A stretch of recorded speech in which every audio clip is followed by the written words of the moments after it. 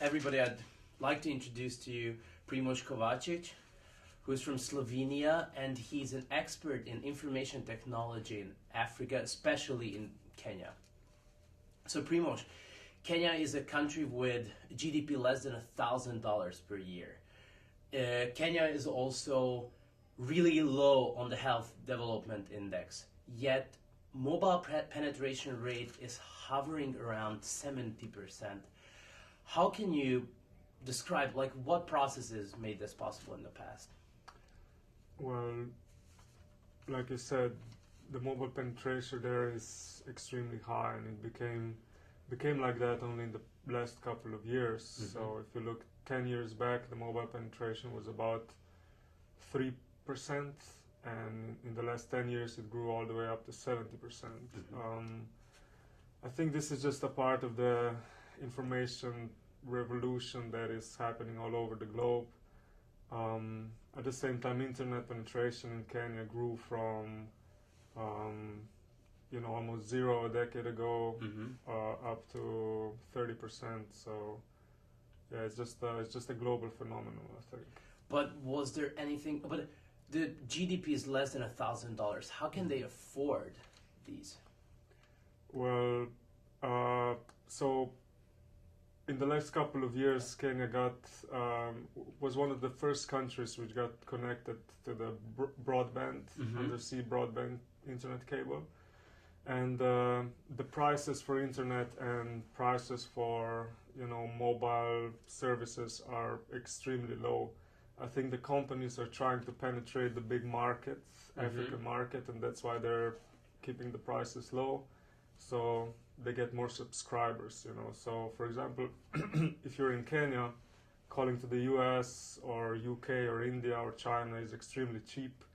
And but how can they afford the phones themselves? Well, even the mobile phones are extremely cheap. You can buy a phone for $10, for example. You can buy an Android phone for $50. So there is a special market which is made for bottom of the pyramid, so-called bottom of the pyramid. And they just flooded the whole continent with mobile phones, and they're doing the same with internet. And in the case of your company, what does it make possible for you to do? Well, definitely technology is number one, since we are a technology startup, so-called.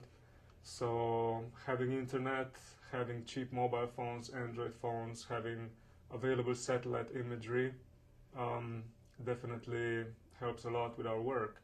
So what does your company do exactly?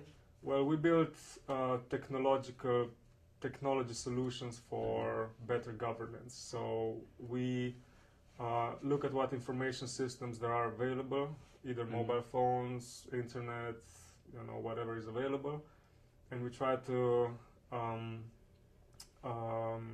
harness these technologies and enable we build platforms for people to express their ideas or wishes or problems and so on.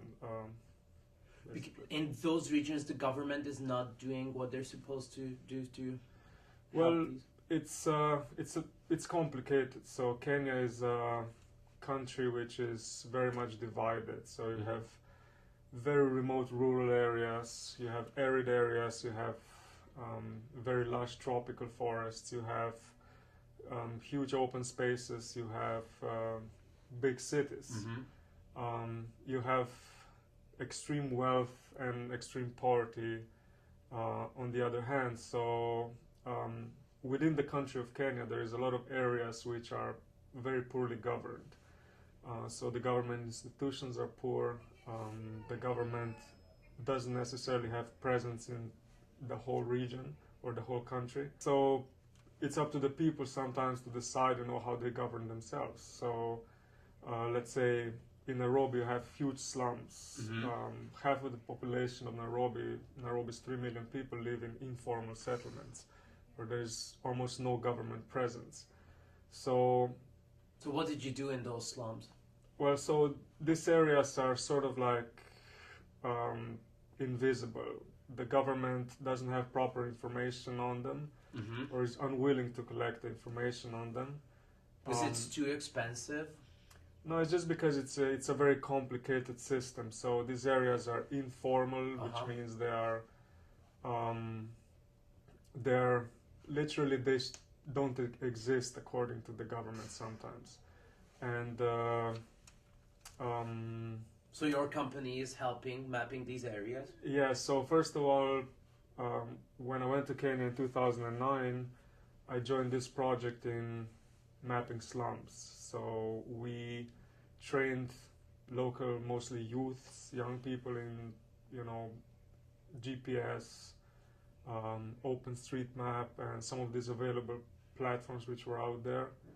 And they basically went out and they mapped the slums. So our first goal was to put these areas, which are so-called invisible, on the maps and make them visible to the outside world. So we mapped roads, we mapped schools, we mapped hospitals, we mapped water points, churches, anything that is publicly available.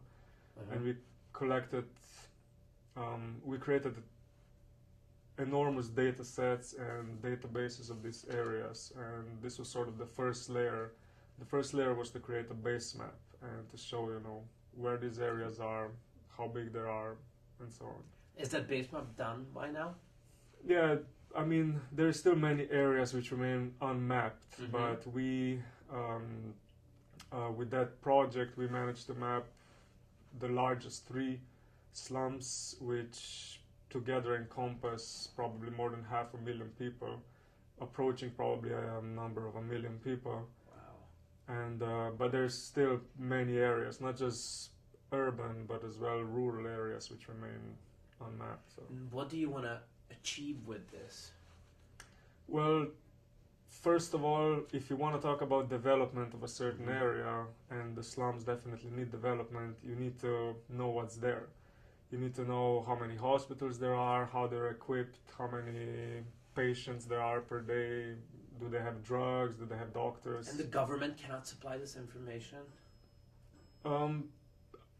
Because the area is informal, a lot of these institutions are sort of, some of them are informal, some of them are run by the communities, some of them are run by the NGOs, but there's no central database which you can access to see how many schools there are in an area of 300,000 people, which according to the government doesn't even exist.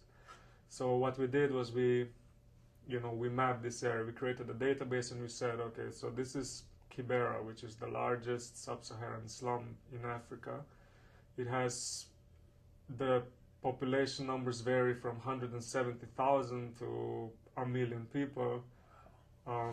But nobody knew, for example, how many schools there are. So through our mapping, we realized that there's 220 schools, and only 4 schools are official schools, government schools. Everything else is run by either NGOs or religious institutions, or they're just community schools run by the communities themselves. So that's the first step, figuring out what's there, right? And then how to connect it with. Yeah, exactly. And then you also have to somehow figure out what is not there. So there's many needs, there's many issues which these communities face. So there's no proper sanitation or no sanitation at all. There is lack of toilets, lack of water points, no electricity. The schools are ill-equipped. The hospitals are ill-equipped. So what does your company allow them to do? Yeah. So when me and my now business partner used to, we used to run this NGO for a while, we realized that okay, so now we know what's there, but we don't know what is not there and what exactly the people want there. So when we started our company, our goal was to give people tools to express their needs, and then connect these needs to the people within community or outside of the community who can do something about it. So let's say there's lack of water in a particular area, so people are able to report on this lack of water, and they're able to express their wish to have a new water point or 1 or 2, and that what our company does, or what our system does, is it finds a matching partner to solve this particular problem. So let's say if they need a water point, it finds people within the community who can, maybe build a water point. Maybe they have the skills to build wells, or there's organizations within these communities who build wells or do something about, water issues, who might help. So we connect citizen directly to someone who can provide a service. So in the whole developing world, do you think these companies such as yours can take the government's place when they don't supply these data and possibilities and help? I mean, the governance in these areas, despite that the government is missing in this area, the governance still happens. So people take care of their own problems, either by taking care of their own security issues or providing water to their communities or so on.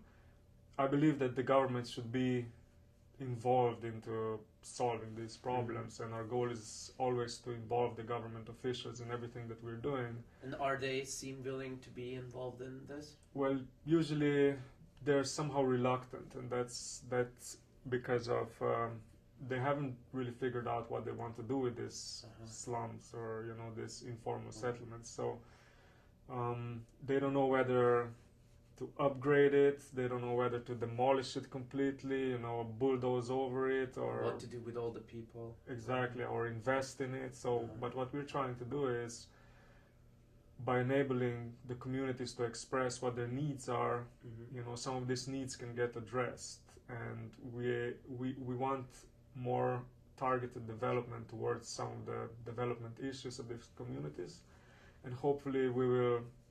Because the bulldozer is not the option. The option is to bring these places from extreme poverty and slowly building them up into something which is more humane, basically. But this whole idea, the mapping, the data collection, the teaching people how to use this, it sounds like an expensive challenge. What monetary challenges did you face so far? Actually, it's not that expensive. No? Considering that most of these tools, especially with the whole open source movement, are free. So all you need to have basically is a internet capable connection, which is $50. Yeah. Which is available, all over the country. So you have mobile internet is how most people access the internet, but then you have cyber cafes, even in the slums. You have wireless all across Nairobi, for example, and you can access the internet even in the most remote areas of Kenya through your mobile phones. So, cheap prices for mobile and cheap prices for internet, and then open source technologies, and sometimes freely available satellite imagery, GPS units which cost less than $100. So it doesn't really cost that much to create an impact. And how do you want to involve people who are not that adept in technologies, but still want to help? Yeah, I mean, throughout the years that I've been doing this work, you realize that a lot of these tools are built for anyone to be able to learn, so they're not complicated. So I've trained people who've never seen a computer into how to make a map, or you train someone how to use a mobile phone as a tool for governance, for example. So the tool needs to be simple, and most of these tools are simple, actually. If we talk about OpenStreetMap, it's very simple, and everybody can learn how to use it, and everybody can become a geographer, within a day. Usually the way we do training is we just give the tools out immediately, and we spend 10 minutes explaining what a GPS does, and then we just send them out in the field and let them figure it out for themselves, and usually people learn within a day. Wow. Where did this whole idea come from? There's been a movement for quite some time now. I mean, OpenStreetMap, don't quote me on this, but I think it's been around for almost a decade now, a little bit less. But this is the whole, you know, we are sort of in a information age now. Yeah, so yeah. information is becoming you know, Everybody's.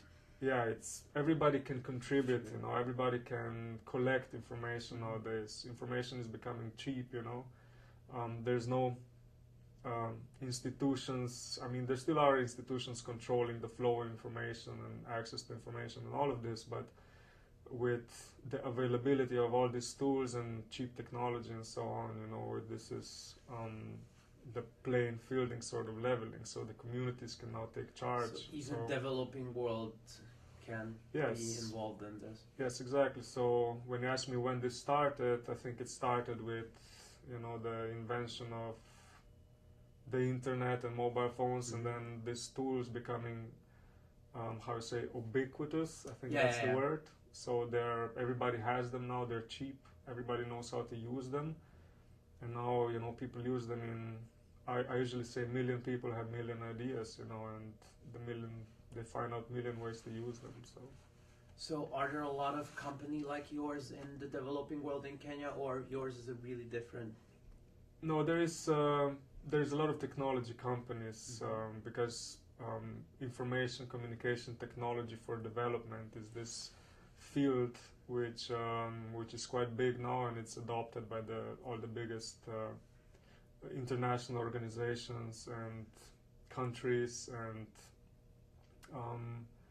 so especially Kenya, for example, Nairobi is a technology hub in Africa.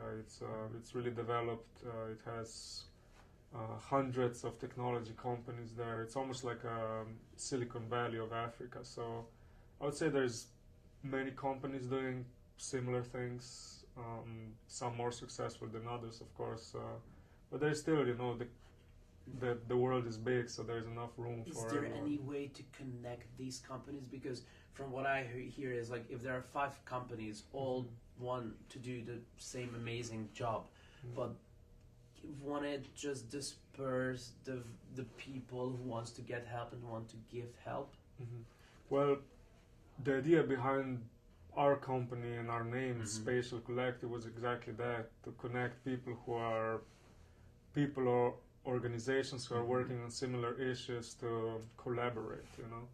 So one way to connect all of these organizations is just to open up data sets, you know, and make everything available for everyone, and that way everybody contributes to this, you know, whole big open data movement, and then everybody can take from it, and everybody can learn from it, and everybody can use it.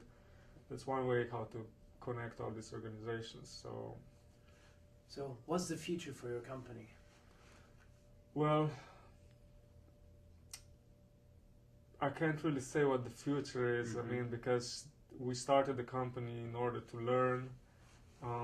We started the company to create sort of a platform for the communities to experiment with new technologies, and it's not really that much up to us. Sort of is, but sort of also isn't, to where it takes us, because we develop all these tools together with communities, and we don't impose something on them. So we try to empower communities to help us develop some of these tools and technologies and methodologies. So where it takes us, we'll see. And is there any projects going on what makes this whole open source environment even easier than it was before?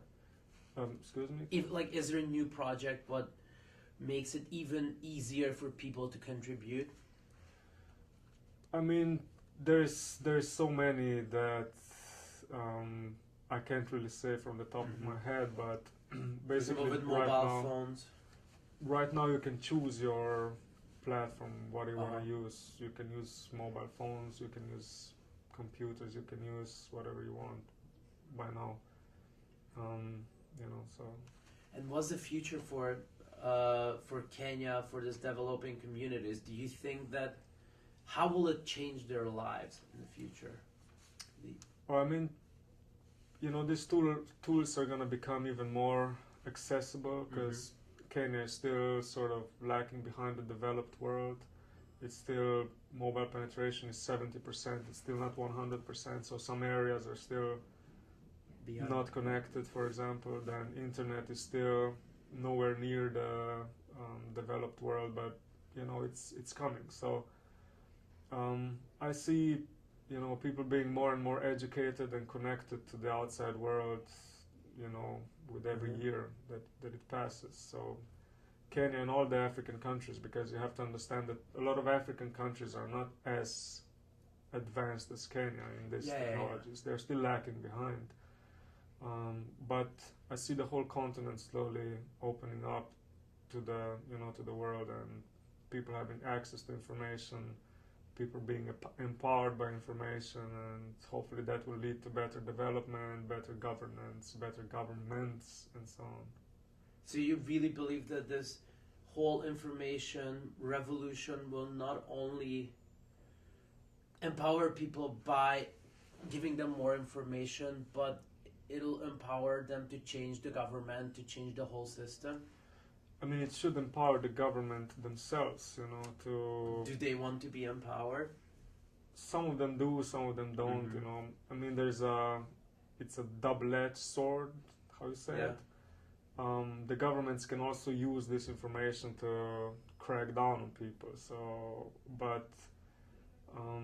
Is that happening in Kenya, for example? That doesn't happen in Kenya, but it happens in some other countries. So, but you know, I'm hopeful.